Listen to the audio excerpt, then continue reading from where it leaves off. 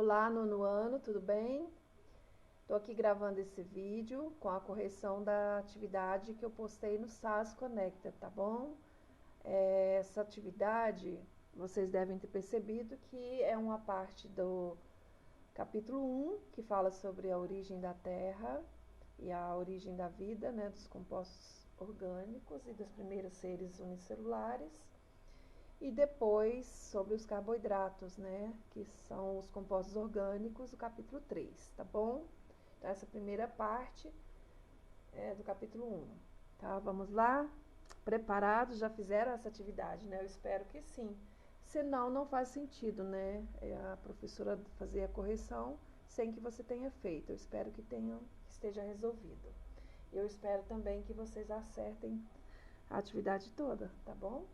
Primeira questão, aproximadamente quantos bilhões de anos surgiu o planeta Terra? Então, acredita-se que seja há mais ou menos 4,6 bilhões de anos, né, que a Terra, o planeta surgiu. 2, quais eram os gases que constituem a atmosfera terrestre há bilhões de anos atrás? E D, também a fórmula química. Então, os gases principais eram o gás metano, CH4, gás amônia, NH3, gás hidrogênio, H2 e o gás carbônico, CO2, né? A questão número 3, a questão número 3, por que a temperatura da Terra era tão alta que impossibilitava a vida na Terra? Então, ao que fazia com que a temperatura fosse muito alta, que impossibilitava a existência de vida na Terra, eram as constantes erupções vulcânicas, as radiações solares, né?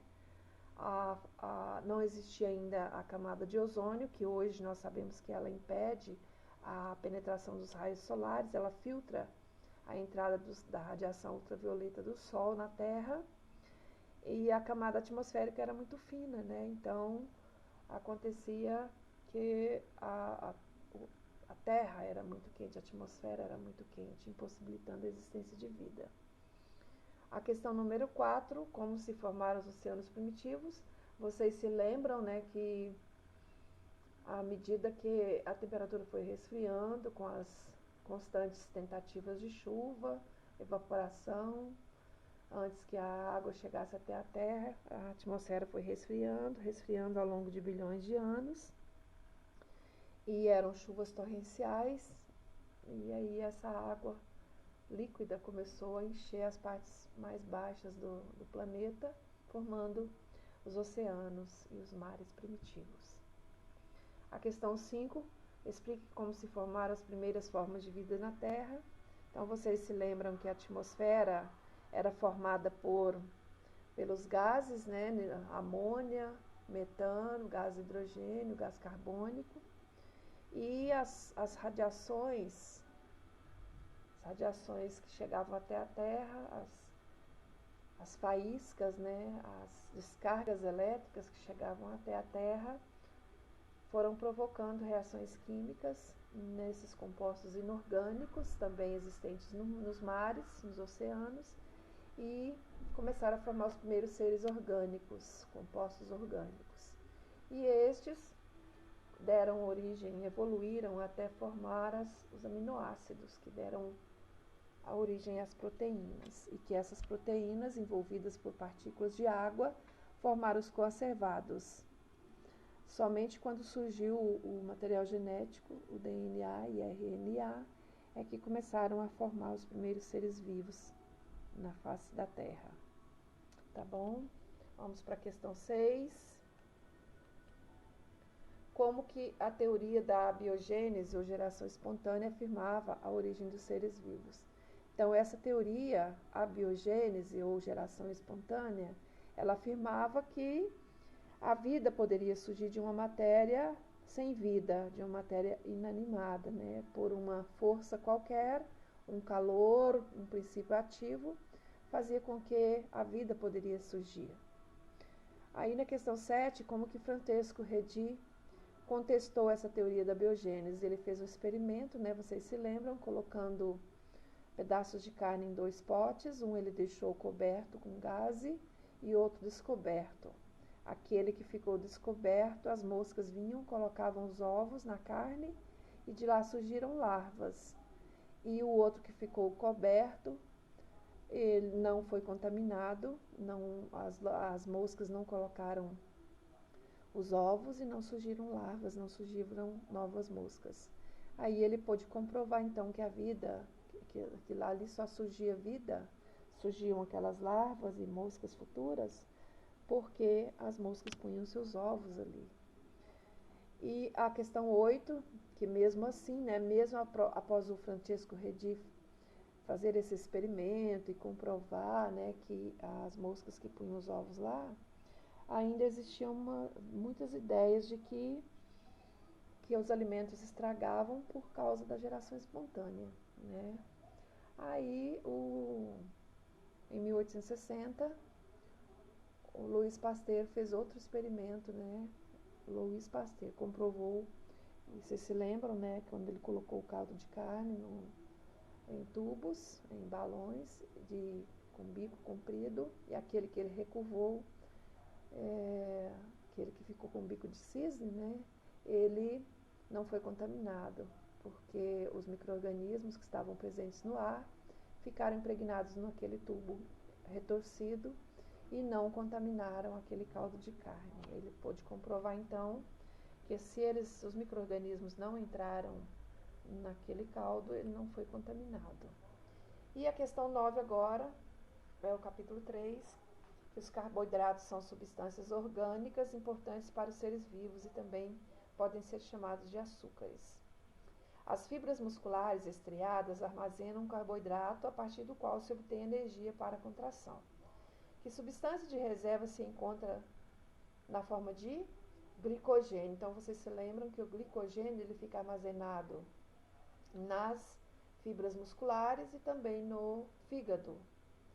Ele é o glicogênio que no momento de necessidade, esse glicogênio é transformado em glicose.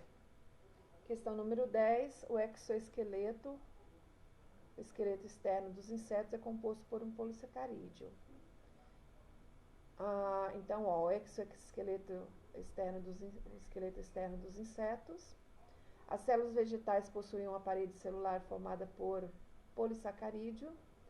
Os favos de mel das colmeias são constituídos por sacarídeos. Eu quero, por favor, que você corrija. Nesse exercício, eu coloquei lipídios aqui no lugar de sacarídeos. Está errado. Então, aqui em lugar de sacarídeos, de lipídios, considere sacarídeos, tá bom? O mel. Quais são os carboidratos, os sacarídeos encontrados nas substâncias em negrito? Então, quais são as substâncias em negrito? O exoesqueleto dos insetos, a parede celular e o mel. Então, o exoesqueleto dos insetos é a quitina, né, um polissacarídeo que reveste esses animais. A parede celular já é formada pelo polissacarídeo chamado celulose e o mel é a frutose, tá bom? Questão número 11 agora. O papel comum é formado basicamente pelo polissacarídeo mais abundante no planeta.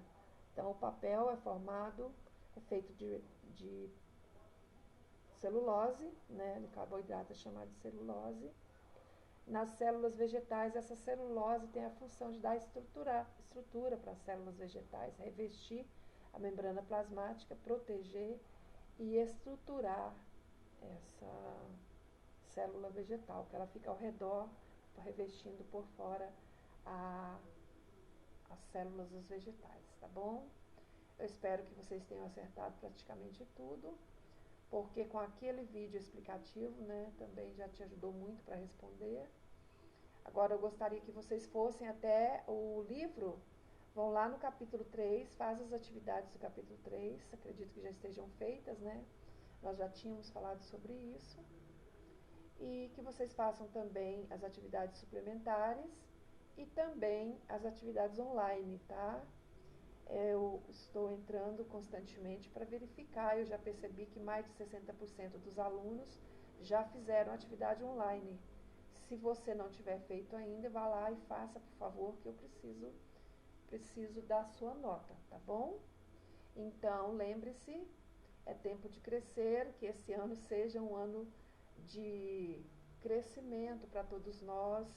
É um ano com bastante dificuldades, mas que nós temos um Deus que está presente, é um Deus que nos acompanha o tempo todo, que nos dá força, que nos dá paz, é um Deus que nos ama, que ama a sua casa, ama a sua família e está com você o tempo todo. Não perca nunca a sua fé e a sua esperança em Deus, tá bom?